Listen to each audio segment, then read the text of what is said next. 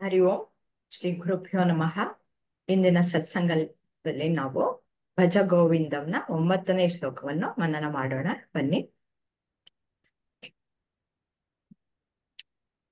ಕುಸುಮಜಿ, ಹೇಳ ಹೇಳಿ. ಸತ್ಸಂಗತ್ವೇ ನಿಸ್ಸಂಗತ್ವಂ ನಿಸ್ಸಂಗತ್ವೇ ನಿರ್ಮೋಹತ್ವಂ ನಿರ್ಮೋಹತ್ವೇ ನಿಶ್ಚಲತತ್ವಂ ನಿಶ್ಚಲತತ್ವೈ ತತ್ವೇ ಜೀವನ ಮುಕ್ತಿ.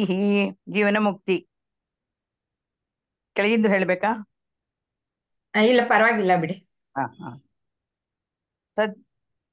ಸಜ್ಜನರನ್ನು ಸಹವಾಸ ಮಾಡಬೇಕು. ಸಹವಾಸ ಕೆಟ್ಟವ್ರ ಜೊತೆ ಹೋಗ್ಬಾರ್ದು. ಒಳ್ಳೆ ಬುದ್ಧಿ, ಒಳ್ಳೆ ಜನದಿಂದ ಒಳ್ಳೆ ಅಭ್ಯಾಸ ಮಾಡ್ಕೊಂಡು ಮುಕ್ತಿನ ಸೇರ್ಬೇಕು ಅಂತ ಅನ್ಕೊಂಡಿದ್ದೀನಮ್ಮ. ಧನ್ಯವಾದಗಳು ಕುಸುಮಾಜಿ. ಹಾ ಲಕ್ಷ್ಮೀಜಿ, ತಾವು ನಿಮ್ಮ ಅನಿಸಿಕೆ ಹಂಚ್ಕೊಳ್ತೀರಾ? ಈಗ ನಮ್ ನಮ್ ಕ್ಲಾಸ್ ಒಂದ್ ಎಕ್ಸಾಂಪಲ್ ಅಂತ ಹೇಳಕ್ ಇಷ್ಟ ಪಡ್ತೇನ್ರಿ. ಈಗ ನಾವ್ ಕ್ಲಾಸ್ ನೊಳಗ್ ಇರೋದ್ರಿಂದ ನಮಗ್ ಬ್ಯಾರೆ ಕಡೆಗೆ ಮೋಹ ಕಡಿಮೆ ಆಗ್ತಾ ಐತಿ. ಆಮೇಲೆ ನಮ್ಗ ಈಗ ಯಾವಾಗ್ಲೂನು ಹೆಚ್ಚಾಗಿ ಎಲ್ಲಾರು ಏನಂತಾರ, ಒಂಟಿಯಾಗಿ ಇರಾಕ ಆಗಲ್ಲ ರೀ. ಒಬ್ರೊಬ್ರಿಗೆ ಇಲ್ಲ ಯಾರ್ದಾರ ಜೊತೆ ಮಾತಾಡ್ತಿರ್ಬೇಕು, ಯಾರ ಬೇಕು ಅಂತಂದ್ ಹೇಳಿ ಅನಸ್ತಿರ್ತೈತಿ. ತಮ್ಮೊಳಗ್ ತಾವು ಇರೋದ್ ಕಡಿಮೆ ಅಮ್ಮ. ಹೆಚ್ಚಾಗಿ ನಾವು ಸತ್ಸಂಗದೊಳಗ್ ಇರೋದ್ರಿಂದ ನಮ್ಮೊಳಗ್ ನಾವು ಖುಷಿ ತಗೊಂತೇವ್ರಿ. ಬ್ಯಾರೆದವ್ರಿಂದ ಖುಷಿ ಬರ್ತೈತಿ, ಬ್ಯಾರೆದವ್ರ ನಮ್ ಜೀವನದೊಳಗ ಖುಷಿ ಕೊಡ್ತಾರ ಅನ್ನೋದಕ್ಕಿಂತ ನಾವ್ ನಮ್ಮೊಳಗ್ ನಾವ್ ಖುಷಿ ಹುಡುಕಿ ಸಂತೋಷನ್ ಹುಡುಕೊಂಡು ಎಲ್ಲಾರ್ ಜೊತೆಗೂ ಚೆನ್ನಾಗಿರ್ತೇವಿ ಅಂತಂದ್ ಹೇಳಿ ನನಗ್ ಹಂಗ ಅನಸ್ತವಮ್ಮ. ಬೇರೆ ಏನಾದ್ರು ಹೇಳ್ಬೇಕು ಅಂತಿದ್ದೀರಾ? ಇಲ್ಲ ಅಮ್ಮ, ಥ್ಯಾಂಕ್ ಯು. ಧನ್ಯವಾದಗಳು. ಪ್ರಿಯಾಂಕಾಜಿ. ಹಾ ಅಮ್ಮ, ಹೇಳ್ತೀನಿ. ಸತ್ಸಂಗತ್ವೇ ನಿಸ್ಸಂಗತ್ವಂ ನಿಸ್ಸಂಗತ್ವೇ ನಿರ್ಮೋಹತ್ವಂ ನಿರ್ಮೋಹತ್ವೇ ನಿಶ್ಚಲತತ್ವಂ ನಿಶ್ಚಲತತ್ವೇ ಜೀವನ್ಮುಕ್ತಿ. ಜೀವನದಲ್ಲಿ ಮುಕ್ತಿ ಉಂಟಾಗುತ್ತದೆ. ಈಗ ನನಗೆ ಈ ಕ್ಷಣಕ್ಕೆ ಇಷ್ಟೊತ್ತು ಈ ಭಜ ಗೋವಿಂದಂ ಕೇಳಿದ್ದು ಮತ್ತೆ ಈಗ ಈ ಸಾಲುಗಳನ್ನ ಓದ್ತಾ ಇರೋದು, ಈ ಕ್ಷಣಕ್ಕೆ ಈಗ ನನಗೆ ಇದು ನನ್ಗೆ ಈಗ ಮುಕ್ತಿ ಅಂದ್ರೆ ಎಲ್ಲದನ್ನು ಬಿಟ್ಟು ಈಗ ನಾನು ಸದ್ಯಕ್ಕೆ ಈಗೇನು ನಾವ್ ಏನು ಸತ್ಸಂಗದಲ್ಲಿ ಇದೀವಲ್ಲ, ಈಗ ನನಗೆ ಈ ಸತ್ಸಂಗದಲ್ಲಿ ಸತ್ಯ ಯಾವುದು ಶಾಶ್ವತ, ಈ ಸತ್ಯ ಅನ್ನೋದು ಶಾಶ್ವತ. ಹಂಗಿದ್ರೆ ಈಗ ಸುತ್ತಮುತ್ತ ನನಗೆ ಇದಕ್ಕೂ ಮೊದ್ಲೇ ಕೂಡ ನಾನು ಶಾಶ್ವತ ಯಾವುದು, ಅಶಾಶ್ವತ ಯಾವುದು, ಹೀಗೆ ಇಲ್ಲಿ ಈ ನಾವೆಲ್ಲ ಈ ರೀತಿ ಸತ್ಸಂಗದಲ್ಲಿ ನನಗೆ ಇಲ್ಲಿ ಸತ್ಯದ ಬಗ್ಗೆ ನಾನು ಜ್ಞಾನ ತಗೊಳ್ತಾ ಇರೋದ್ರಿಂದ ನನಗೆ ಈ ಕೊನೆ ಸಾಲಿದೆ, ಜೀವನದಲ್ಲಿ ಮುಕ್ತಿ ಉಂಟಾಗುತ್ತದೆ. ಅಂದ್ರೆ ಈ ಕ್ಷಣಕ್ಕೆ ನನಗೆ ಇಲ್ಲೇನು ನಿಮ್ಮಗಳ ಜೊತೆಗೆ ಕಳೀತಾ ಇದೆಯಲ್ಲ, ಈ ಕ್ಷಣ ನನಗೆ ಇದು ಮುಕ್ತಿ ಅಂತ ಅನಿಸ್ತಾ ಇದೆ ಅಮ್ಮ. ಧನ್ಯವಾದಗಳು. ಧನ್ಯವಾದಗಳು. ತುಂಬಾ ಚೆನ್ನಾಗಿ ಇದನ್ನ ಪಾಯಿಂಟ್ ಹೇಳಿದಿರಾ. ಧನ್ಯವಾದಗಳು. ನಾಗಲಕ್ಷ್ಮೀಜಿ. ನಮಸ್ತೆ. ಸತ್ಸಂಗತ್ವೇ ನಿಸ್ಸಂಗತ್ವಂ ನಿಸ್ಸಂಗತ್ವೇ ನಿರ್ಮೋಹತ್ವಂ ನಿರ್ಮೋಹತ್ವೇ ನಿಶ್ಚಲತತ್ವಂ ನಿಶ್ಚಲತತ್ವೇ ಜೀವನ್ಮುಕ್ತಿ. ಇದರಲ್ಲಿ ಏನ್ ಹೇಳ್ತಾ ಇದ್ದಾರೆ ಅಂದ್ರೆ, ಯಾವಾಗ್ಲೂ ಆ ಸಜ್ಜನರ ಸಂಘ ಸೇರ್ಬೇಕು ಅಂತ. ಸತ್ಸಂಗ ಅಂದ್ರೆ ಸಜ್ಜನರ ಜೊತೆ ನಾವು ಸೇರ್ಬೇಕು ಅಂತ. ಅದಕ್ಕೊಂದು ಗಾದೆನು ಸಜ್ಜನರ ಹೆಜ್ಜೆಯನ್ನು ಸವಿದಂತೆ ಅಂತ ಒಂದು ಗಾದೆನೂ ಇದೆ. ಆದ್ರಿಂದ ಆದಷ್ಟು ನಾವು ಕೆಟ್ಟೋರ್ ಜೊತೆ ಸೇರೋ ಬದಲು ಒಳ್ಳೊಳ್ಳೆ ವಿಚಾರನ ತಿಳ್ಕೊಳ್ಳೋದು, ಒಳ್ಳೊಳ್ಳೆ ವಿಚಾರನ ವಿಮರ್ಶೆ ಮಾಡೋದು, ಈ ತರದ ಕಡೆ ನಮ್ಮ ಮನಸ್ಸು ಕೊಡ್ಬೇಕು. ಅವಾಗ ನಮ್ಮಲ್ಲಿರೋ, ನಾವು ಮುಂಚೆ ಏನೋ ಅನ್ಕೊಂಡ್ಬಿಟ್ಟಿರ್ತೀವಿ ನಮ್ಮ ಬಗ್ಗೆ ನಾವು, ಆದ್ರೆ ಅವಾಗ ಗೊತ್ತಾಗುತ್ತೆ ನಾನು ಯಾರು ಅನ್ನೋದು ಗೊತ್ತಾಗುತ್ತೆ. ಆಮೇಲೆ ನಮ್ಮಲ್ಲಿರೋ ಈ ಸಜ್ಜನರ ಜೊತೆ ಸೇರಿ ನಮ್ಮ ಅಹಂಕಾರ ಎಲ್ಲ ಕಮ್ಮಿ ಆಗುತ್ತೆ. ಜೀವನ ಅಂದ್ರೆ ಇಷ್ಟೇ ಅಂತ ಗೊತ್ತಾಗುತ್ತೆ. ಆಗ ನಾವು ತಿಳಿದ ಮೇಲೆ ದೇವ್ರನ್ನ ನಾವು ಗಟ್ಟಿಯಾಗಿ ಹಿಡ್ಕೋತೀವಿ. ದೇವ್ರನ್ನ ನಾವು ಗಟ್ಟಿಯಾಗಿ ಹಿಡಿತಾ ಅವಾಗ ಏನಾಗುತ್ತೆ, ನಮ್ಮಲ್ಲಿರೋ ಇದು ಮೋಹ ಮಾಯೆ ಅವೆಲ್ಲ ಕಮ್ಮಿ ಆಗುತ್ತೆ.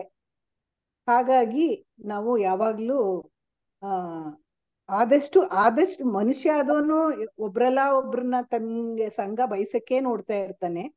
ಆದ್ರೆ ಯಾವತ್ತು ಹೋಗ್ಬೇಕಾದ್ರೆ ಆದಷ್ಟು ಸಜ್ಜನರ ಜೊತೆ ಸೇರ್ಬೇಕು. ಇದರಿಂದ ನಮ್ಮ ಮನಸ್ಸು ಕೂಡ ನಿರ್ಮಲವಾಗುತ್ತೆ. ನಾವು ಒಳ್ಳೆ ರೀತಿ ಯೋಚಿಸ್ತೀವಿ, ಒಳ್ಳೆ ದಾರಿಯಲ್ಲಿ ಹೋಗ್ತೀವಿ ಅಂತ ತೋರಿಸುತ್ತೆ. ಧನ್ಯವಾದಗಳು. Thank you. ಮಂಗಳಾಜಿ. ನಮಸ್ಕಾರ ಅಮ್ಮ. ಸತ್ಸಂಗತ್ವೇ ನಿಸ್ಸಂಗತ್ವಂ, ನಿಸ್ಸಂಗತ್ವೇ ನಿರ್ಮೋಹತ್ವಂ, ನಿರ್ಮೋಹತ್ವೇ ನಿಶ್ಚಲತತ್ವಂ, ನಿಶ್ಚಲತತ್ವೇ ಜೀವನ್ಮುಕ್ತಿ. ಅಂದ್ರೆ ಇವಾಗ ನಾವೆಲ್ಲ ಸೇರಿರೋದು ಒಂದು ಸತ್ಸಂಗನೇ. ಅಂದ್ರೆ ಈಗ ಒಂದು ಗುರುಗಳ ದರ್ಶನದಲ್ಲಿ ಇದೀವಿ ಅನ್ನೋತರನೆ. ಅಂದ್ರೆ ನಾವು ಒಳ್ಳೆಯವ್ರ ಸಹವಾಸ ಮಾಡ್ಬೇಕು. ಆ ಸಂಘದಲ್ಲಿ ನಾವು ಒಳ್ಳೇದನ್ನೇ ಹಾರಿಸ್ಕೋಬೇಕು. ಕೆಲವೊಂದು ನಮಗ್ ಗೊತ್ತಿರ್ತವೆ, ಗುರುಗಳಿಂದ ತಿಳಿಯೋದು ಇರುತ್ತೆ. ನಾವು ಈ ಸಂಘದಲ್ಲಿ ಇದನ್ನೆಲ್ಲ ನಾವು ತಿಳ್ಕೋಬಹುದು.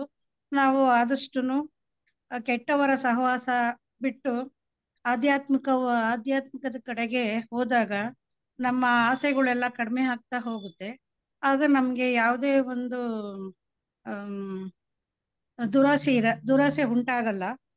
ಅವಾಗ ನಾವು ಭಗವಂತನ ಕಡೆಗೆ ಹೋಗ್ಬೋದು. ಅವಾಗ ನಮ್ಗೆ ಅಲ್ಲಿ ಒಂದು ಜೀವನ್ ಮುಕ್ತಿ ಸಿಗುತ್ತೆ ಅಂತ ತಿಳ್ಕೊಂಡಿದ್ದೀನಿ. ಧನ್ಯವಾದಗಳು ಮಂಗಳಾಜಿ. ನಮಸ್ಕಾರ. ಸುಮತಿ.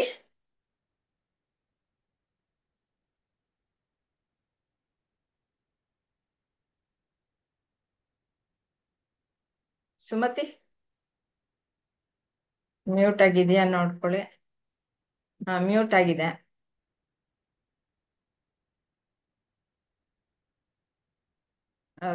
ನಳಿನಿಜಿ ನೀವು ಹೇಳ್ತಾ ಇರಿ. ಸುಮತಿ ಆಮೇಲೆ ಬಂದ್ರೆ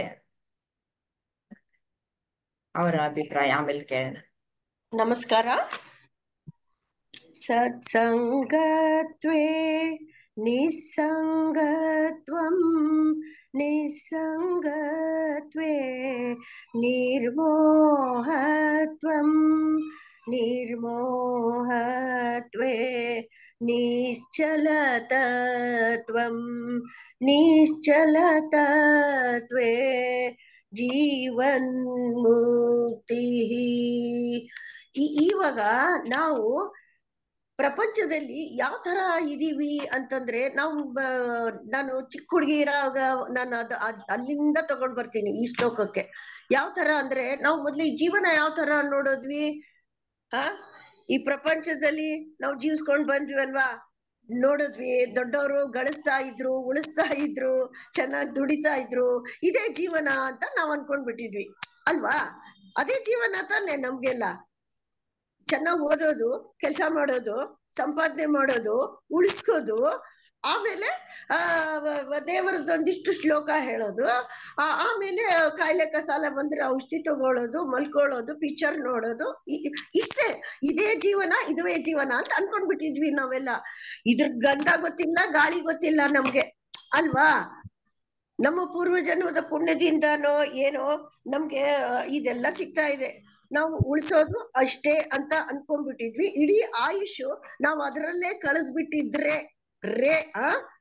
ಬಿಟ್ಟಿದ್ರೆ ನಾವು ಏನ್ ಕಳ್ಕೊಂತ ಇದ್ವಿ ಅಂತ ನಾನು ಇವಾಗ ಯೋಚನೆ ಮಾಡ್ತೀನಿ ನಿಜವಾಗ್ಲೂನುವೆ. ಎಂತ ಫುಲಿಶ್ ಫೆಲೋಸ್ ಅಲ್ವಾ ನಾವು. ಇಷ್ಟೇ ಜೀವನ ಅಂತ ತಿಳ್ಕೊಂಡ್ವಿ. ನಮ್ಮ ಗುರುಗಳು ಬಂದು ನಮ್ಮ ಕಣ್ಣಿಗೆ ಕಟ್ಟಿದ್ ಬಟ್ಟೆನ ಕಿತ್ ಹಾಕಿದ್ರು. ಎಂತ ಬಟ್ಟೆ ಕಟ್ಕೊಂಡಿದ್ದೀರಾ ಮಕ್ಕಳ, ಕಿತ್ ಹಾಕಿ ಅದನ್ನ ಅಂತ ಕಿತ್ ಹಾಕಿ ನೋಡ್ತಾ ಇದೀವಿ. ಇವಾಗ ಏನ್ ಸಿಗ್ತಾ ಇದೆ ನಮ್ಗೆ, ಈ ಆಯುಷ್ ನಮ್ಮ ಶಕ್ತಿನೇ ನಾವು ಕಳ್ಕೊಂಡ್ ಬಿಟ್ಟಿದ್ವಿ ನಿಜವಾಗ್ಲು. ಇದ್ರ ಕಡೆ ತಿರ್ಗಿಸ್ಕೋ ಬದ್ಲು ಈ ಗೋವಿಂದನ್ ಕಡೆ ತಿರ್ಗಿಸು ಅಂತ ತೆಗ್ದು ಕೊಟ್ರು. ನಮ್ಗೆ ತಿರ್ಗಿಸೋದ್ ಹೇಳ್ಕೊಟ್ರು. ಸ್ವಿಚ್ ಆಫ್ ಆಗಿತ್ತು, ಸ್ವಿಚ್ ಆನ್ ಮಾಡಿದ್ರು, ಕೂತ್ಕೋ ಇವಾಗ ಇಲ್ಲಿ ಅಂತ. ಸೊ ಈ ಶ್ಲೋಕದಲ್ಲಿ ನಮ್ಗೆ ಏನ್ ತೋರಿಸ್ತಾ ಇದೆ ಅಂದ್ರೆ, ನಾವು ಒಂದು ಸಾಧಕ ಆಗಿ ಏನೋ ಮೆಟ್ರಿಕ್ ತೋರಿಸ್ತಾ ಇದೆ ನಮ್ಗೆ ಅಲ್ವಾ. ಸತ್ಸಂಗತ್ ಬರ್ಬೇಕಲ್ವಾ ಇವಾಗ. ಭಗವಂತನ ಹತ್ರ ಹೋಗ್ಬೇಕು ಅಂದ್ರೆ ಮೊದ್ಲು ಒಂದು ಸಂಘ ಬರ್ಬೇಕು. ನಾವು ಮಾಡೋ ಸಂಘನೇ ಮುಖ್ಯವಾದದ್ದು. ಇಷ್ಟು ದಿವ್ಸ ನಾವು ಲೌಕಿಕದವ್ರ ಜೊತೆಗೆ ಇದ್ಕೊಂಡು ಪುನರಪಿ ಜನನಂ ಪುನರಪಿ ಮರಣಂಗೆ ಹೋದ್ವಿ ಇಷ್ಟು ದಿವ್ಸ. ಇವಾಗ ಒಳ್ಳೆ ಸಂಘ ಮಾಡ್ರೋ ಅಂತು. ಸಂಘ ಎಂತ ಸಂಘ ಮಾಡ್ಬೇಕು ನಾವು? ಮೊದ್ಲು ಯಾವ್ಯಾವ್ದೋ ಸ್ನೇಹ ಮಾಡ್ತಾ ಇದ್ವಿ. ಪಿಕ್ಚರ್ಗೆ ಹೋಗೋದು, ಅಲ್ಲಿ ಇನ್ನೇನೋ ಆದ್ರೆ ಅಲ್ಲಿ ಹೋಗೋದು, ಇಲ್ಲಿ ಹೋಗೋದು, ಆ ಸಂಘ ಮಾಡ್ಕೊಂಡ್ವಿ.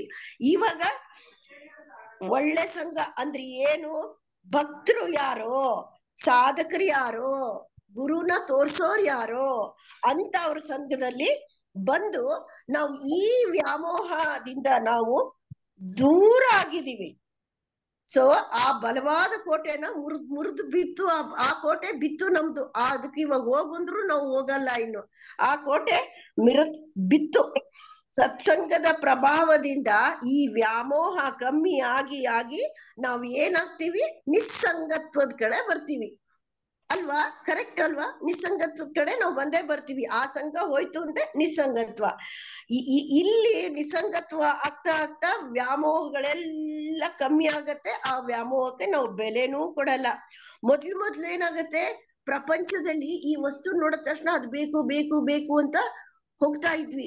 ಇವಾಗ ಆ ವಸ್ತು ನಮ್ ಕಣ್ಣು ಎದುರುಗಿದ್ರು ಮುಖ ತಿರ್ಗಿಸ್ಬಿಡ್ತೀವಿ ಅದು ಬೇಡ ಅಂತ. ಬಿಕಾಸ್ ಅದ್ರ ರುಚಿ ಕಳ್ಕೊಂತು ಅದು ನಮ್ಗೆ. ಅದು ಬೇಡ. ಮನಸ್ಸು ಯಾವಾಗ ಆ ವಸ್ತುಗಳ ಮಮಕಾರದಿಂದ ದೂರ ಬಂದ್ಬಿಡುತ್ತೆ, ಆವಾಗ ನಮ್ಗೆ ನಿರ್ವಿಕಾರದ ಸತ್ಯ ಹೊಳೆಯತ್ತೆ. ಈ ಅನುಭವ ಜಾಸ್ತಿ ಆಗ್ತಾ he will become ಜ್ಞಾನಿ. at that moment he will become Jeevan ಮುಕ್ತ ಆಗ್ತಾನೆ. ಸೊ ಇದು ಈ ಸತ್ಸಂಗತ್ವೇ ನಿಸ್ಸಂಗತ್ವೇ ನಿರ್ಮೋಹತ್ವಂ ನಿಶ್ಚಲ ತತ್ವೇ ಜೀವನ್ ಮುಕ್ತಿ ಆಯ್ತು. ಇದೇ ಭಗವದ್ಗೀತೆನಲ್ಲಿ ಇನ್ನೂ 2 ಶ್ಲೋಕ ಹೇಳಿದ್ದಾರೆ ಶ್ರೀಕೃಷ್ಣ. ಯಾವ್ದು ಹೇಳಿದಾನೆ? ಅವನತಿ ಕಡೆ ಹೋಗೋದು ಹೇಳ್ಬಿಟ್ಟಿದ್ದಾರೆ. ಇದು ಒಂದು ಏನಿದು ಏಣಿ ಹೇಳ್ತೀವಲ್ವಾ, ಇದು ಒಂದು ಏಣಿ. ಅದೊಂದು ಕೆಳಗಡೆ ಇಳಿದ್ ಬರ್ತೀವಲ್ವಾ, ಅದ್ಯಾವ್ದಪ್ಪ? ಧ್ಯಾಯತೋ ವಿಷಯಾನ್ ಪುಂಸ ಸಂಗಸ್ತೇಷೋಪಜಾಯತೆ ಸಂಗಾತ್ ಸಂಜಾಯತೆ ಕಾಮಾತ್ ಕ್ರೋಧೋಭಿಜಾಯತೆ. ಎರಡೂನು ನಮ್ಗೆ ಇಟ್ರು. ಇದನ್ ತಗೊಂಡ್ರೆ ಎಲ್ಲಿಗ್ ಬರ್ತೀಯ ನೀನು? ಪುನರಪಿ ಜನನಂ ಪುನರಪಿ ಮರಣಂ ಬರ್ತೀಯ. ಸತ್ಸಂಗತ್ವೇ ನಿಸ್ಸಂಗತ್ವ ತಗೊಂಡ್ರೆ ಈ ಏಣಿ ಏರ್ತೀಯ.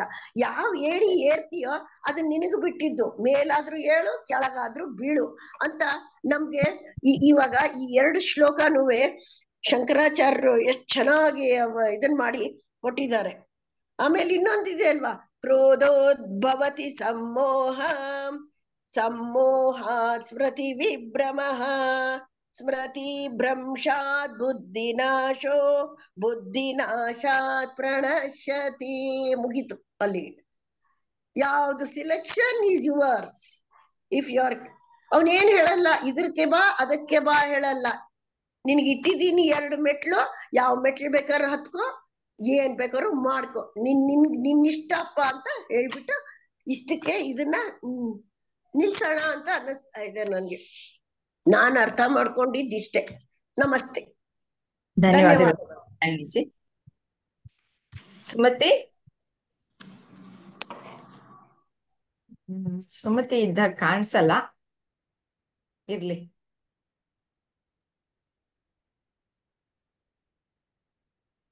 ಸತ್ಸಂಗತ್ವ.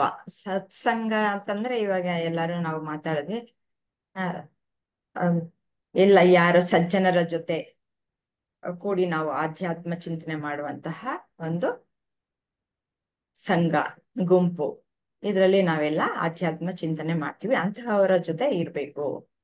ಮತ್ತೆ ಇನ್ನೊಂದು ಏನಂತ ಇದ್ರಲ್ಲಿ ಸತ್ ಅಂತಂದ್ರೆ ಭಗವಂತ ಸಚ್ಚಿತ್ತಾನಂದ, ಸಚ್ಚಿದಾನಂದ. ಆ ಸಚ್ಚಿದಾನಂದನನ್ನ ತಿಳಿದುಕೊಂಡಾಗ ನಿಸ್ಸಂಗತ್ವ ಉಂಟಾಗುತ್ತೆ. ನಿಸ್ಸಂಗತ್ವ, ಅಸಂಗೋಹಂ ನಾವು ಕೇಳಿದ್ವಿ. ಹಾಗೆ ಏನು ಅಸಂಗನಾಗೋದು ಅಂತಂದ್ರೆ ಈ ಪ್ರಾಪಂಚಿಕ ಸುಖ ಭೋಗಗಳ ಯಾವುದಕ್ಕೂ ನಾನು ಅಂಟುಕೊಂಡಿಲ್ಲ ಅನ್ನೋದು ಆಗತ್ತೆ. ನಾನು ಆ ಪರಮಾತ್ಮನ ಒಂದು ಸ್ವರೂಪವನ್ನ ತಿಳಿದುಕೊಂಡಾಗ, ನಾನು ಆ ಪರಮಾತ್ಮ ಸ್ವರೂಪಿ ಅಂತ ತಿಳಿದುಕೊಂಡಾಗ ನಾನು ಈ ಬದಲಾವಣೆ ಆಗುವಂತಹ ಈ ಒಂದು ಭ್ರಮೆಗೆ ಒಳಗಾಗುವುದಿಲ್ಲ. ಇದೆಲ್ಲ ನನಗೆ ಭ್ರಾಂತು ಅಂತಂದ್ಬಿಟ್ಟು ಅಸಂಗನು ನಾನು ಅನ್ನುವ ಒಂದು ಸ್ಥಿತಿಯಲ್ಲಿ ನಿಂತ್ಕೊಳ್ತೀನಿ. ಆ ಒಂದು ಸ್ಥಿತಿಯಲ್ಲಿ ನಿಂತುಕೊಂಡಾಗ ಈ ಪ್ರಪಂಚದ ಎಲ್ಲ ವಸ್ತುಗಳ ಕಡೆಗೂ ನಿರ್ಮೋಹ ಉಂಟಾಗತ್ತೆ. ಮೋಹ ಉಂಟಾಗಲ್ಲ. ಯಾವಾಗ ದೊಡ್ಡದನ್ನು ಹಿಡ್ಕೊಳ್ತೀವೋ ಅವಾಗ ಚಿಕ್ಕದರ ಮೇಲೆ ಆಸೆ ಹೊರಟೋಗುತ್ತೆ. ಅದು ನಿರ್ಮೋಹತ್ವ. ಆ ನಿರ್ಮೋಹತ್ವ ಮತ್ತೆ ಈ ಅಸಂಗನಾಗಿ ನಿಂತಾಗ ನಿಶ್ಚಲವಾದ ತತ್ವದಲ್ಲಿ ನಾನು ನಿಂತ್ಕೊಳ್ತೀನಿ. ಅಂದ್ರೆ ನಾನು ಆ ಪರಮಾತ್ಮ ಸ್ವರೂಪಿ, ನಾನು ಸಚ್ಚಿದಾನಂದ ಸ್ವರೂಪಿ ಅನ್ನುವ ಒಂದು ನಿಶ್ಚಲವಾದ ತತ್ವ. ನಿಶ್ಚಲ ಅಂದ್ರೆ ಅದು ಬದಲಾವಣೆಗೆ ಒಳಗಾಗುವಂತಹದ್ದಲ್ಲ, ಕಾಲ ದೇಶಗಳಲ್ಲಿ ಇರುವಂತಹದ್ದಲ್ಲ, ಯಾವಾಗಲೂ ಇರುವಂತಹದ್ದು. ಪ್ರತಿಯೊಂದು ಸಹ ಆ ಸಚ್ಚಿದಾನಂದ ನೇ ಇರುವುದು ಎಲ್ಲದರಲ್ಲೂ, ಎಲ್ಲ ಕಡೆಯೂ. ಅದು ಕಾಲ ಅತೀತ, ದೇಶ ಅತೀತ ಅನ್ನುವ ಒಂದು ನಿಶ್ಚಲವಾದ ತತ್ವದಲ್ಲಿ ನಿಂತುಕೊಂಡಾಗ, ಅದು ಸ್ಥಿರವಾಗಿ ಯಾವಾಗ ನಿಂತುಕೊಳ್ತೀವೋ ಆಗ ಜೀವನ್ ಮುಕ್ತಿ. ಜೀವನಿಗೆ ಆವಾಗ ನಾನು ಭ್ರಮೆಯಲ್ಲಿದ್ದೆ, ನಾನು ಸಚ್ಚಿದಾನಂದ ಸ್ವರೂಪಿ ಎನ್ನುವ ತತ್ವದಲ್ಲಿ ನಿಂತ್ಕೊಂಡು ನಾನು ಪರಮಾತ್ಮ ಸ್ವರೂಪಿ ಅಂತ ನಿಂತ್ಕೊಳ್ತಾನೆ. ಅದೇ ಜೀವನ್ ಮುಕ್ತ ಸ್ಥಿತಿ ಅಂತ ನನಗೆ ಇದರಲ್ಲಿ ತಿಳಿದು ಬಂದಿದೆ. ನಾವು ಸರ್ ಹತ್ರ ಕೇಳೋಣ, ಇದರ ಸಂಪೂರ್ಣ ವಿವರಣೆಯನ್ನ ತಿಳಿದುಕೊಳ್ಳೋಣ. ಸರ್, ತಾವು ಇದನ್ನ ತಿಳಿಸ್ಕೊಡ್ತೀರಾ? ಧನ್ಯವಾದ ಅಮ್ಮ. ಈಗ ಮೊದಲನೇದಾಗಿ ಸಂಘ. ಸಂಘ ಅಂದ್ರೆ ಏನು ಅಂತ ಅರ್ಥಕೊಳ್ಳೋಣ. ಎಲ್ಲಿದೆ ಸಂಘ? ನಾವು ಬೇರೆ ಬೇರೆ ಸಂಘಗಳಲ್ಲಿ ಭಾಗಿಯಾಗಿರ್ತೇವೆ. ಉದಾಹರಣೆಗೆ ನಮ್ಮ ಮನೆ ಅನ್ನೋದು ಒಂದು ಸಂಘ ಅಲ್ವಾ? ನಾನು, ನನ್ನ ಮನೆಯಲ್ಲಿ ಇಷ್ಟು ಜನ ಇದ್ದೀವಿ, ಈ ಸಂಘ. ಅಥವಾ ನಾನು ಯಾವುದೋ ಒಂದು ಜಾಗದಲ್ಲಿ ಇದ್ದೀನಿ, ಆ ಜಾಗದಲ್ಲಿ ಒಂದಷ್ಟು ಮನೆಗಳಿದ್ದಾವೆ, ನಾವುಗಳು ಒಂದು ಸಂಘ ಮಾಡ್ಕೊಂಡಿದ್ದೀವಿ, ಈ ರೀತಿ ಮಾತಾಡ್ತೀವಿ. ಅಥವಾ ಇನ್ನೊಂದು ಹೇಳ್ತೀವಿ, ಏನು, ನಾನು ನಂದು ಹೈಸ್ಕೂಲ್ ಸಂಘ, ಹೈಸ್ಕೂಲ್ನವು ನಾವೆಲ್ಲ ಒಂದಷ್ಟು ಜನ ಫ್ರೆಂಡ್ಸ್ ಇದ್ವಿ, ನಮ್ಮ ಹೈಸ್ಕೂಲ್ ಸಂಘದಲ್ಲಿದ್ದೀವಿ. ಹೀಗೆ ಸ್ವಲ್ಪ ಗಮನ ಕೊಟ್ಟು ನೋಡಿದ್ರೆ ನಮ್ಮ ಜೀವನದಲ್ಲಿ ನಾವು ಬೇರೆ ಬೇರೆ ಬೇರೆ ಬೇರೆ ಬೇರೆ ಬೇರೆ ಸಂಘಗಳಲ್ಲಿ ಭಾಗಿಯಾಗಿರ್ತೀವಿ. ಆ ಸಂಘಗಳಿಗೆ ಏನೋ ಒಂದು ರೂಪುರೇಖೆ ಇರುತ್ತೆ, ಏನೋ ಒಂದು ಆ ಸಂಘದಲ್ಲಿರೋರೆಲ್ಲರನ್ನು ಸೇರಿಸುವಂತ ಒಂದು ಗುಣ ಇರುತ್ತೆ. ಏನ್ ಗುಣ ಇರುತ್ತೆ? ಈಗ ನಮ್ಮ ಹೈಸ್ಕೂಲ್ ಸಂಘ ಅಂತಂದ್ರೆ ಏನು? ನಾವೆಲ್ಲರೂ ಒಟ್ಟಿಗೆ ಹೈಸ್ಕೂಲ್ ಓದಿದ್ದು ಅನ್ನೋ ಒಂದು ಯಾವ ಒಂದು ವಿಚಾರ ಇರುತ್ತೆ, ಅದು ಅವ್ರನ್ನೆಲ್ಲ ಸೇರಿಸುತ್ತೆ. ಅಥವಾ ಯಾವುದೋ ಒಂದು ಮಠದ ಸಂಘ, ಯಾಕೆ, ನಾನು ಈ ಜಾತಿನಲ್ಲಿ ಹುಟ್ಟಿದೆ, ಅದಕ್ಕೆ ನಾನು ಆ ಮಠದ್ದು ಸದಸ್ಯ. ಹೀಗೆ ಪ್ರಪಂಚದಲ್ಲಿ ನಾವು ಯಾವುದೇ ಸಂಘದಲ್ಲಿ ಭಾಗಿಯಾದಾಗ ಆ ಸಂಘಕ್ಕೆ ಏನೋ ಒಂದು ಇತಿಮಿತಿ ಇರುತ್ತೆ ಅಲ್ವಾ? ಆ ಸಂಘದಲ್ಲಿ ಒಂದು ಇತಿಮಿತಿ ಇರುತ್ತೆ. ಈಗ ಉದಾಹರಣೆಗೆ ನಾನು ಯಾವುದೋ ಒಂದು ಹೈಸ್ಕೂಲ್ ಸಂಘದ ಸದಸ್ಯ ಆದರೆ ಇನ್ನೊಂದು ಹೈಸ್ಕೂಲ್ನವರು ನೀವು ನನ್ನ ಜೊತೆ ಓದಲಿಲ್ಲ, ನೀವು ನಮ್ಮ ಸಂಘದಲ್ಲಿ ಭಾಗಿಯಾಗ್ಲಿಕ್ಕಾಗಲ್ಲ ಅಂತ ಹೇಳ್ತಾರೆ. ನಾನೇನಾದರೂ ನಾನು ಒಂದು ಜಾತಿದು ಸಂಘಕ್ಕೆ ನಾನು ಸೇರ್ಕೊಂಡ್ರೆ ಅವಾಗ ಇನ್ನೊಂದು ಜಾತಿಯವ್ರು ಹೇಳ್ತಾರೆ, ನೀವು ನನ್ನ ಜಾತಿಲಿ ಬರೋಕ್ಕಾಗಲ್ಲ, ನೀವು ಆ ಜಾತಿಯವರು ಅಂತ ಹೇಳ್ಬಿಡ್ತಾರೆ. ನಾನು ಯಾವುದೋ ಒಂದು ಕನ್ನಡ ಮಾತಾಡೋ ಸಂಘ ಅಂತ ಹೇಳಿದ್ರೆ ತಮಿಳ್ನವ್ರು ಹೇಳ್ತಾರೆ, ಅಯ್ಯಯ್ಯೋ ನೀವು ಕನ್ನಡ ಸಂಘದಲ್ಲಿ ಇದ್ದೀರಾ, ತಮಿಳ್ನವ್ರು ಹಿಂಗೆ ಬರ್ತೀರಾ ಅಂತ ಹೇಳ್ತಾರೆ. ಹಿಂಗೆ ಜೀವನದಲ್ಲಿ ನಾವು ಯಾವ ಸಂಘದಲ್ಲಿ ನಾವು ಭಾಗಿಯಾಗ್ತೀವಿ ಅದು ಯಾವುದೋ ಒಂದು ಇತಿಮಿತಿಗೆ ಒಳಪಟ್ಟಿರುತ್ತೆ. ಅಂದ್ರೆ ನಮ್ಮಲ್ಲಿ ಆ ಒಂದು ಸಂಘದ ರೂಪುರೇಖೆಗಳ ರೀತಿಯಲ್ಲಿ ನಮ್ಮ ಮನಸ್ಸು ಸಹ ಕೆಲಸ ಮಾಡ್ಲಿಕ್ಕೆ ಶುರು ಮಾಡುತ್ತೆ. ನಮ್ಮ ಮನಸ್ಸಿನಲ್ಲಿ ಏನಾಗುತ್ತೆ, ನಾನು ಈ ಜಾತಿ ಸಂಘ. ಅವಾಗ ಏನನ್ಸುತ್ತೆ, ಬೇರೆ ಜಾತಿಯವರು ನಮ್ಮ ಥರ ಇಲ್ಲ, ಅವರು ತಿನ್ನೋ ರೀತಿ ಬೇರೆ, ಅವರು ಉಟ್ಕೊಳ್ಳೋ ಬಟ್ಟೆ ಬೇರೆ, ಅವರ ಆಚಾರ ವಿಚಾರ ಬೇರೆ, ನಮಗೂ ಅವ್ರಿಗೂ ಸರಿ ಬೀಳಲ್ಲ. ಸೊ ಏನು ಶುರುವಾಯಿತು, ಈ ಸಂಘದಿಂದ ನಾನು ನೀನು, ನಾನು ಬೇರೆ ನೀನು ಬೇರೆ. ಓ, ಅವ್ರು ಮಾಡಿದ ರೀತಿನಲ್ಲಿ ನಾನು ಮಾಡಲ್ಲ, ಅವ್ರ ದೇವ್ರಿಗೆ ಹಿಂಗೆ ಪೂಜೆ ಮಾಡ್ತಾರಾ, ನಾನು ಹಿಂಗೆ ಪೂಜೆ ಮಾಡ್ತೀನಿ. ಅವ್ರ ದೇವ್ರಿಗೆ ಹಿಂಗೆ ಕೈ ಮುಗಿತಾರ, ನಾನು ಹಿಂಗೆ ಕೈ ಮುಗಿತೀನಿ. ಹಿಂಗೆ ಏನೋ ಒಂದು ಆಚಾರ ವಿಚಾರದಲ್ಲಿ ವ್ಯತ್ಯಾಸ ತಗೊಂಡು ಬಂದು ನಾನು ಬೇರೆ ನೀನು ಬೇರೆ. ಇದು ಸ್ವಲ್ಪ ನೀವು ಗಮನ ಕೊಟ್ಟು ನೋಡಿದ್ರೆ ಈ ಪ್ರಪಂಚದಲ್ಲಿರೋ ಬೇರೆ ಬೇರೆ ಸಂಘಗಳ ಇತಿಮಿತಿ ಇದೇನೆ. ಇನ್ನ ಸ್ವಲ್ಪ ನೀವು ಮೂಲಭೂತವಾಗಿ ಆಲೋಚನೆ ಮಾಡಿದ್ರೆ, ಎಲ್ಲಿದೆ ಈ ಸಂಘ ಸ್ವಾಮಿ, ಎಲ್ಲಿದೆ ಕನ್ನಡ ಸಂಘ, ಎಲ್ಲಿದೆ ಯಾವುದೋ ಒಂದು ಜಾತಿಯ ಸಂಘ, ಎಲ್ಲಿದೆ ಈ ಸಂಘ?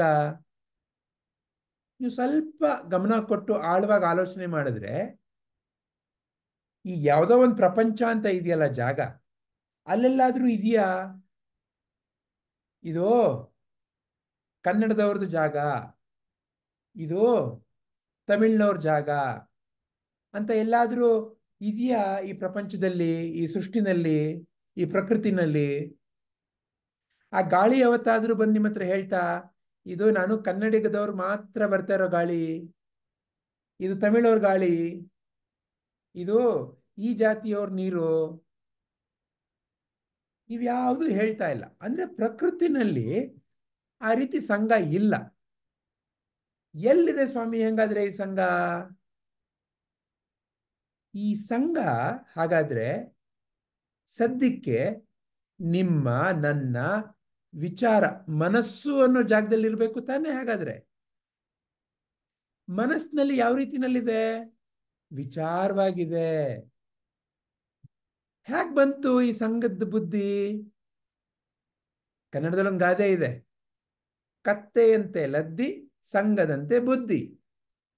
ನಾವು ಯಾವ ಸಂಘದಲ್ಲಿರ್ತೀವಿ ಆ ರೀತಿ ವಿಚಾರಗಳು ನಡೀತಾ ಇರುತ್ತೆ. ಆ ರೀತಿ ವಿಚಾರಗಳು ನಮ್ಮ ಮನಸ್ಸಿನಲ್ಲಿ ಶೇಖರಣೆ ಆಗ್ತಾ ಹೋಗುತ್ತೆ. ನಾನು ವಿಚಾರ ಮಾಡೋ ಧಾಟಿ ಯಾವಾಗ ಅದೇ ರೀತಿ ಆಗತ್ತೆ.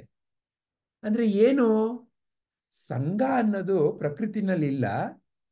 ನೀವು ನಾನು ಯಾವ ಒಂದು ವಾತಾವರಣದಲ್ಲಿ ಯಾವ ಒಂದು ವಿಚಾರಗಳನ್ನ ನಾವು ಹೀರಿ ನಮ್ಮ ಮನಸ್ಸು ಅನ್ನೋ ಒಂದು ಯಂತ್ರವನ್ನ ಬೆಳೆಸ್ಕೊಂಡಿರ್ತೀವಿ, ಆ ಯಂತ್ರಕ್ಕೆ ಈ ರೀತಿ ಸಂಘದ ಬುದ್ಧಿ ಬರ್ಲಿಕ್ಕೆ ಶುರುವಾಗತ್ತೆ. ಅಂದ್ರೇನು, ನಾನೇನಾದ್ರೂ ಇತಿಮಿತಿ ಇರೋ ಸಂಘಗಳ ವಿಚಾರವನ್ನೇ ಕೇಳ್ತಾ ಇದ್ರೆ ನನ್ನ ಮನಸ್ಸಿನಲ್ಲೂ ಸಹ ಇತಿಮಿತಿ. ನಾನು ಯಾರು ಗೊತ್ತಾ, ನೀನ್ ಯಾರು ಗೊತ್ತಾ, ಯಾರು ಜಾಸ್ತಿ ಗೊತ್ತಾ, ಯಾರು ಕಡಿಮೆ ಗೊತ್ತಾ, ಇದೆಲ್ಲ ಬರುತ್ತೆ. ಇದೆಲ್ಲ ಎಲ್ಲಿಂದ ಬರ್ತಾ ಇದೆ? ನಾನು ಯಾವುದೋ ಒಂದು ಸಂಘದ ಭಾಗ ಅಂತ ಇರೋ ವಿಚಾರದಿಂದ. ನಾನು ನಿಜವಾಗ್ಲೂ ಯಾವುದೋ ಒಂದು ಸಂಘದ ಭಾಗನ? ಯಾರು ಆ ಸಂಘದ ಭಾಗ? ಈಗ ನಮ್ಗೆ ಎಷ್ಟೊಂದು ಕತೆ ಗೊತ್ತು. ಯಾವುದೋ ಒಂದು ಕತೆನಲ್ಲಿ ಒಂದು ಮಗುನ ಒಂದಷ್ಟು ನರಿಗಳು ತೋಳಗಳು ತಗೊಂಡೋಗಿ ಕಾಡಿನಲ್ಲಿ ಬೆಳೆಸ್ತವಂತೆ. ನಾವೆಲ್ಲ ಚಿಕ್ಕವರಿದ್ದಾಗ ಅದು ಕಾರ್ಟೂನ್ ಬರ್ತಾ ಇತ್ತು, ಜಂಗಲ್ ಬುಕ್ ಅಂತ. ಒಂದು ರುಡ್ಯಾರ್ಡ್ ಕಿಪ್ಲಿಂಗ್ ಅಂತ ಒಬ್ರು ಬರೆದಿದ್ರು ಒಂದು ಜಂಗಲ್ ಬುಕ್ ಅಂತ, ಇಂಗ್ಲಿಷ್ ಬುಕ್. ಅದರಲ್ಲಿ ಈ ಕತೆ ಇದೆ, ನಿಜವಾದ ನಡೆದಿದ್ದ ಕತೆ ಅಂತೆ. ಒಂದು ಸಣ್ಣ ಮಗುನ ತೋಳಗಳೊಂದಷ್ಟು ತಗೊಂಡೋಗಿ ಬೆಳೆಸಿದ್ವಂತೆ. ಎಷ್ಟೋ ವಯಸ್ಸಾದ ಮೇಲಿಂದ ಆತ ತೋಳದ ಥರ ನಡೆಯೋದು, ತೋಳದ ಥರ ಕೂಗೋದು, ತೋಳದ ಥರ ಊಟ ಮಾಡೋದು ಎಲ್ಲ ಮಾಡ್ತಾ ಇದ್ನಂತೆ. ಒಂದು ದಿವಸ ಹಳ್ಳಿಯವರು ಆ ಕಾಡಿನ ಅಂಚಿನಲ್ಲಿ ಆತನ್ನ ನೋಡಿ ಆತನ್ನ ಕರ್ಕೊಂಡು ಬಂದು ಆತನ್ನ ಆಮೇಲಿಂದ ಸಣ್ಣದನಾಗಿ ಸಣ್ಣದಾಗಿ ವಿಚಾರವನ್ನ ಬದಲಾಯಿಸಿ ಆತನ ಜೊತೆ ಮಾತಾಡಕ್ ಶುರು ಮಾಡಿದ್ರು ಅಂತೇನೋ ಕತೆ. ಅದನ್ನ ನೋಡಿ ಆ ರುಡ್ಯಾರ್ಡ್ ಕಿಪ್ಲಿಂಗ್ ಅನ್ನೋರು ಜಂಗಲ್ ಬುಕ್ ಬರೆದ್ರು ಅಂತ. ಆ ಕಥೆನಲ್ಲಿ ಆತ ಆ ಹಳ್ಳಿಯವ್ರು ಸಿಕ್ಲಿಕ್ಕೆ ಮುಂಚೆ ನಾನು ತೋಳ ಅನ್ನೋ ರೀತಿನಲ್ಲಿ ತೋಳು ತರ ವರ್ತನೆ. ಆ ಹಳ್ಳಿಯವ್ರು ಸಿಕ್ಕದ ಮೇಲಿಂದ ಆ ಹಳ್ಳಿಯವ್ರು ಮಾತಾಡೋದು ಆಟ ಆಡೋದು ನೋಡಿ ಆ ರೀತಿ ವರ್ತನೆ. ಈಗ ಈ ಎರಡರಲ್ಲಿ ಆತ ಯಾರು ಹಾಗಾದ್ರೆ, ತೋಳನ ಅಥವಾ ಈ ಹಳ್ಳಿಯವರನ್ನ? ಅದೇ ತರ ನಿಮ್ಗೂ ನಮಗೂ ಪ್ರಶ್ನೆ ಕೇಳ್ಬೋದಲ್ವಾ? ನೀವು ಕನ್ನಡದವರ, ತಮಿಳ್ನವರ, ತೆಲುಗ್ನವರ? ನೀವು ಮೈಸೂರಿನವರ, ಬೆಂಗಳೂರಿನವರ, ಮುಂಬೈನವರ, ಪುಣೆಯವರ? ನೀವು ಬ್ರಾಹ್ಮಣನ, ವೈಶ್ಯನ, ಶೂದ್ರನ? ಯಾವ ಜಾತಿ? ನೀವು ಭಾರತದವರ, ನೀವು ಅಮೆರಿಕಾದವರ? ನೀವು ಕಪ್ಪ ಬಿಳುಪ? ಯಾವ ಸಂಘ ನೀವು? ನೀವು ಯಾವ ಸಂಘ ಅಂತ ಹೇಳಬೇಕು ಅಂತಂದ್ರೆ, ಈ ಸಂಘಗಳು ಅಂದ್ರೇನು, ಈ ವಿಚಾರಗಳು, ಸಂಘ ಅಂದ್ರೆ ಏನಂತ ಆಗ್ಲೇ ನೋಡಿದ್ವಿ, ವಿಚಾರ. ಈ ವಿಚಾರ ಶೇಖರಣೆ ಮಾಡ್ಲಿಕ್ಕೆ ಮುಂಚೆ ನೀವಿರ್ಬೇಕು ತಾನೆ. ಯಾರಾಗಿದ್ರಿ ನೀವು? ಯಾರು ಈ ವಿಚಾರ ಎಲ್ಲ ಹೀರ್ಕೊಂಡವರು? ಯಾರು ಅದು? ಅವ್ರಿಗೆ ಯಾವ ಸಂಘ ಇದೆ? ಯಾಕಂದ್ರೆ ಈ ಎಲ್ಲ ವಿಚಾರವನ್ನ ಹೀರ್ಬೇಕು ಅಂತಂದ್ರೆ ನೀವು ಮೊದಲೇ ಇರ್ಬೇಕು ತಾನೆ. ಆ ಮೋಗ್ಲಿ ತೋಳ ಆಗ್ಲಿಕ್ಕೆ ಮುಂಚೆ ಆ ಮೋಗ್ಲಿ ಅನ್ನೋ ಮಗು ಇರ್ಬೇಕು ತಾನೆ. ಆ ಒಂದು ತೋಳವನ್ನೆಲ್ಲ ನೋಡಿ ಆ ತೋಳದ ಗುಣವನ್ನ ಬೆಳೆಸ್ಕೊಳ್ಳೋ ಅಂತ ಒಂದು ಶಕ್ತಿ ಇರ್ಬೇಕು ತಾನೆ. ಅಥವಾ ಆಮೇಲಿಂದ ಹಳ್ಳಿಯವ್ರ ಜೊತೆ ಬಂದಾಗ ಹಳ್ಳಿಯವ್ರ ತರ ಆಗ್ಲಿಕ್ಕೆ ಆ ಶಕ್ತಿ ಇರ್ಬೇಕು ತಾನೆ. ಯಾರು ಆ ಶಕ್ತಿ? ಆ ಶಕ್ತಿಗೇನಾದ್ರೂ ಇತಿಮಿತಿ ಇದೆಯಾ? ಆ ಶಕ್ತಿ ಯಾವಾಗ್ಲಾದ್ರೂ ನಾನು ಬರೀ ಈ ಜಾತಿ, ನಾನು ಆ ಜಾತಿ, ನಾನು ಈ ಭಾಷೆ ಆ ಭಾಷೆ ಅಂತ ಏನಾದ್ರೂ ಇದೆಯಾ ಆ ಶಕ್ತಿಗೆ? ನಿಮ್ಮಲ್ಲಿ ಯಾರಾದ್ರೂ ಸಣ್ಣ ಮಗು ಆಗಿದ್ದಾಗ ಭಾಷೆ ಕಲಿಬೇಕಾದಾಗ ಇದು ನನ್ನ ಭಾಷೆ, ಇದು ನಿನ್ನ ಭಾಷೆ ಅಂತ ಹೇಳಿ ಕಲ್ತ್ಕೊಂಡ್ರ? ನಮ್ಮಲ್ಲಿ ಸುಮಾರು ಜನಕ್ಕೆ 3-4 ಭಾಷೆ ಸುಲಭವಾಗಿ ಬಂದ್ಬಿಟ್ಟಿರುತ್ತೆ. ಕನ್ನಡ, ಇಂಗ್ಲಿಷು, ಹಿಂದಿ, ತಮಿಳು, ತೆಲುಗು. ನಾವೇನಾದ್ರೂ ಒಂದು ಬಡಾವಣೆನಲ್ಲಿದ್ರೆ ಅಲ್ಲಿ ಸಣ್ಣ ಮಕ್ಕಳಾಗಿದ್ದಾಗ ಬೀದಿನಲ್ಲಿ ಎಲ್ಲರೂ ಸೇರ್ಕೊಂಡು ಓಡಾಡ್ತಿದ್ವಿ. ಯಾರೋ ಮನೇಲಿ ಊಟ, ಯಾರೋ ಭಾಷೆ, ಏನೋ ನಮ್ಮೆಲ್ಲರಿಗೂ ಸುಲಭವಾಗಿ 4-5 ಭಾಷೆ ಬಂದ್ಬಿಡುತ್ತೆ ಅಲ್ವಾ? ಯಾರು ಆ ಭಾಷೆ ಎಲ್ಲ ಕಲಿತಾ ಇರೋರು? ಯಾವ ಭಾಷೆ ನಿಮ್ದು ಹಾಗಾದ್ರೆ? ನೀವು ಒಂದೇ ಭಾಷೆಯವರ? ಅಥವಾ ನೀವು ಎಲ್ಲಾ ಭಾಷೆಯನ್ನು ಕಲಿಯುವಂತ ಶಕ್ತಿ ಇರೋರ? ನೀವು ಒಂದೇ ಜಾತಿಯವರ? ಅಥವಾ ಎಲ್ಲ ಜಾತಿನಲ್ಲಿರೋ ಒಳ್ಳೆದನ್ನ ನೋಡಿ ಅದನ್ನ ಬೆಳೆಸ್ಕೊಳ್ಳೋ ಗುಣ ಇರೋರ? ಯಾರು ನೀವು? ಇದು ನಿಜವಾದ ನಿಸ್ಸಂಗ. ಅಂದ್ರೆ ಒಂಥರ ನಾನು ಎಲ್ಲಾ ಸಂಘಕ್ಕೂ ಸೇರಿದ್ದೀನಿ ಅಥವಾ ನಾನು ಯಾವ ಸಂಘಕ್ಕೂ ಸೇರಿಲ್ಲ. ನಾನು ಯಾವ ಸಂಘದಲ್ಲಿ ಬೇಕಾದರೂ ನಾನು ಭಾಗಿಯಾಗ್ತೀನಿ. ಆದ್ರೆ ನಾನು ಯಾವುದೇ ಸಂಘದ ಇತಿಮಿತಿನಲ್ಲಿ ನಾನು ಬಂಧನಕ್ಕಿಲ್ಲ. ಇದು ನಿಮ್ಮ ಸತ್ಯ ಸ್ವರೂಪ. ಅಂದ್ರೇನು? ಯಾವಾಗಲೂ ಬದಲಾಗದೇ ಇರೋ ನಿಮ್ಮ ಒಂದು ಸತ್ಯವಾದ ಗುಣ, ನಿಮ್ಮ ಶಕ್ತಿ. ನೀವೇ ಅದು, ಈ ಶಕ್ತಿನೇ ಅದು. ಇದನ್ನ ನೀವು ಸ್ಥಿರವಾಗಿ ಹಿಡ್ಕೊಳ್ಬೇಕು. ನಿಮ್ಮ ಜೀವನದ ಪ್ರತಿಯೊಂದು ಬದಲಾವಣೆಯಲ್ಲಿ ಈ ಸ್ಥಿರತೆನ ನೀವು ತರಬೇಕು. ಹೇಗೆ? ಅದಕ್ಕೆ ಇಲ್ಲಿ ಉಪಾಯ ಕೊಟ್ಟಿದ್ದಾರೆ ಶಂಕರಾಚಾರ್ಯರು. ಸತ್ಸಂಗತ್ವೇ ನಿಸ್ಸಂಗತ್ವಂ. ಸತ್ಯದಲ್ಲಿ ಸ್ಥಾಪಿತರಾದವರ ಸಂಘ ಮಾಡಬೇಕು. ಸದ್ಗುರುಗಳು, ಅವರ ಸುತ್ತಮುತ್ತ ಇರೋ ಸತ್ಸಂಗ, ಅವರು ತೋರಿಸೋ ದಾರಿ, ಅವರು ತೋರಿಸೋ ಒಂದು ಜೀವನ ಕ್ರಮ, ಇದನ್ನ ಅಳವಡಿಸ್ಕೊಳ್ಳೋದೇನೇನೆ ಸತ್ಸಂಗ ಅಂತಂದ್ರೆ. ಇದರಿಂದ ತಾನೇ ತಾನಾಗಿ ಮನಸ್ಸಿನಲ್ಲಿ ಒಂದು ಸ್ಥಿರತೆ ಬರ್ಲಿಕ್ಕೆ ಶುರುವಾಗತ್ತೆ. ಹೇಗೆ? ವಿಚಾರದಲ್ಲಿ ಯಾವಾಗ ಒಂದು ತಪ್ಪು ವಿಚಾರ ಏನಿರುತ್ತೆ, ಅಜ್ಞಾನ ಏನಿರುತ್ತೆ, ಅದು ಯಾವಾಗ ಹೋಗುತ್ತೆ, ಆಗ ತಾನೇ ತಾನಾಗಿ ಮನಸ್ಸಿನಲ್ಲಿ ಬೆಳಕು ಬರುತ್ತೆ. ಆ ಬೆಳಕಿನಲ್ಲಿ ನೀವು ಜೀವನದ ಒಂದು ಪ್ರತಿ ಹೆಜ್ಜೆ ತಗೊಂಡಾಗ ತಾನೇ ತಾನಾಗಿ ನಿಮ್ಮಲ್ಲಿ ಶಾಂತತೆ ಇರುತ್ತೆ. ಆ ಶಾಂತತೆನೇ ನೀವು ನಿಶ್ಚಲತೆ ಅಂತ ಹೇಳೋದು ಅಲ್ವಾ? ಆ ಶಾಂತತೆ ಎಲ್ಲಿಂದ ಬರ್ತಾ ಇದೆ? ನಿಮ್ಮಿಂದನೇ. ಇದು ಮೊದಲಿನಲ್ಲಿ ಒಂದು ಅಭ್ಯಾಸವಾಗಿರುತ್ತೆ. ಆದರೆ ಯಾವಾಗ ಈ ಅಭ್ಯಾಸ ಸ್ಥಿರವಾಗ್ತಾ ಹೋಗುತ್ತೆ, ಆಗ ನೀವು ಯಾವತ್ತೂ ಆ ಶಾಂತತೆ ಮತ್ತೆ ನೀವು ಎರಡು ಬೇರೆ ಅಲ್ಲ ಅನ್ನೋ ಅರಿವು, ನಾನು ಪರಿಪೂರ್ಣ ಅನ್ನೋ ಅರಿವು, ಅದು ನಿಮ್ಮಲ್ಲಿ ಸಹಜ. ಅದೇ ನೀವು. ಯಾವಾಗ ಆ ಸಹಜವಾದ ನಿಮ್ಮ ಸ್ವರೂಪ ನಿಮಗೆ ಕಾಣಿಸ್ಬಿಡತ್ತೆ, ಅದೇ ನಿಜವಾದ ಮುಕ್ತಿ. ಇದನ್ನ ಶಂಕರಾಚಾರ್ಯರು ನಮಗೆ ಈ ರೀತಿ ಹೇಳ್ಕೊಡ್ತಾ ಇದ್ದಾರೆ. ಆಗ್ಲಾ? ಹರಿ ಓಂ. ಧನ್ಯವಾದಗಳು ಸರ್. ಯಾರಲ್ಲಿ ಏನಾದ್ರೂ ಪ್ರಶ್ನೆ ಅಥವಾ ಇನ್ನೇನಾದ್ರೂ ಹೇಳಬೇಕು ಅಂತ ಅನಿಸ್ತಾ ಇದೆಯಾ?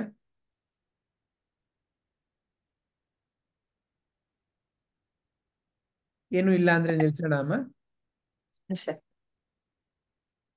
ಹರಿ ಓಂ. ಶ್ರೀ ಗುರುಭ್ಯೋ ನಮಃ. ಶ್ರೀ ಕೃಷ್ಣ ಅರ್ಪಣಮಸ್ತು.